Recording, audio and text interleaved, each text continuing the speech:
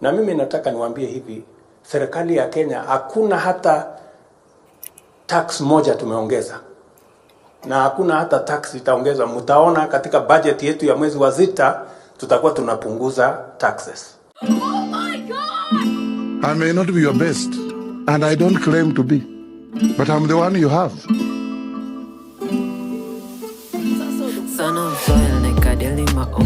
Now, it is tough times ahead for Kenyans as government proposes new taxes on goods and services in a bid to raise additional billions to finance the 2024-2025 budget.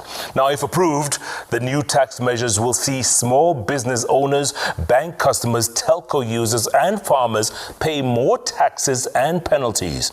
Our tea lovers will also have to dig deeper into their pockets for their cup of tea, as the cost of tea packaging goes up by 16%. Now, a special sitting of Parliament has been convened Monday to expedite the publication of the finance bill, even as the relevant committees promised to ensure public opinion is factored in the proposals.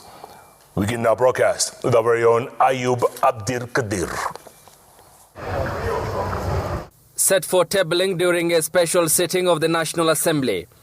The chairperson of the Departmental Committee on Finance and National Planning that came under sharp focus during a similar period last year braces for another public scrutiny over the proposals contained in the Finance Bill 2024. In the proposals meant to net more than 320 billion Kenya shillings in new tax plans, the bill seeks to impose additional costs on financial transactions, a move seen as reversing the gains made from cuts made on money transfers in 2023. In the bill, banking services will also cost more, as all banking services will cease being exempt. The bill also erodes the incentives earlier extended to farmers by exposing them to competition from East African Community member states.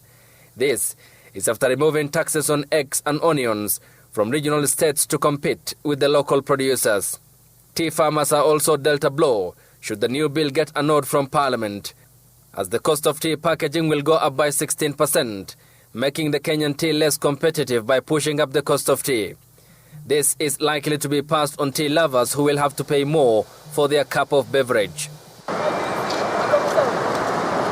The proposals seek to empower the Kenya Revenue Authority to demand for integration of electronic tax invoice management system, also known as ETIMS, failure to which 2 million Kenya shillings penalty will be imposed on the defaulter every month.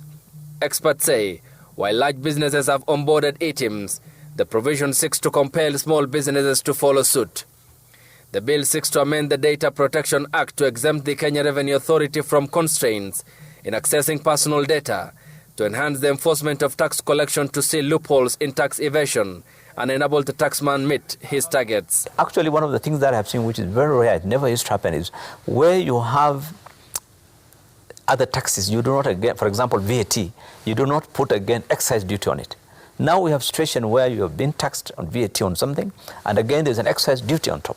It's like looking for any way in which you tax. So it's going to put a lot of pressure on the people who are paying taxes.